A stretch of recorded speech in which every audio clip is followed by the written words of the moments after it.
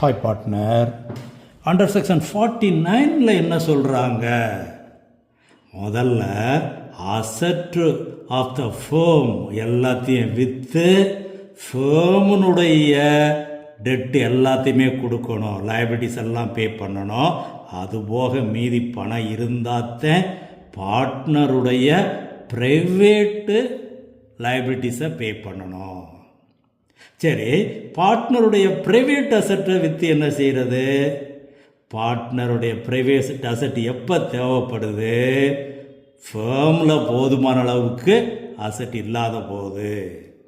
அப்படி பார்ட்னருடைய ப்ரைவேட் அசட்டு கணக்கு பண்ணும்போது அவருடைய ஸ்பவுஸ் பேரில் உள்ள அசட்டோ சில்ட்ரன் பேரில் உள்ள அசட்டோ கணக்கில் எடுக்கக்கூடாது. ப்ரைவேட் அசட்டை விற்று ப்ரைவேட் லோனத்தை முதல்ல கொடுக்கணும். அதுபோக மீதி பணம் இருந்தால் ஃபேமினுடைய லோனை கொடுக்கணும். சரி, ப்ரைவேட் லோனை கொடுக்குற அளவுக்கு அவர்கிட்ட சொத்து இல்லைன்னா ஹீ இஸ் இன்சால்வெண்ட்.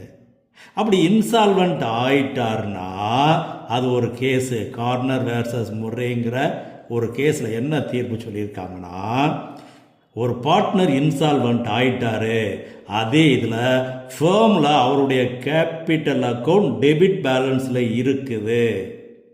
அப்போ அது கேபிட்டல் லாஸ்ன்னு ட்ரீட் பண்ணிக்கிறோம். அந்த கேபிட்டல் லாஸை ரிமைனிங் பார்ட்னர், சால்வெண்ட் பார்ட்னர் அவங்க ஏற்றுக்கிடணுமா? எந்த ரேஷியோவில்?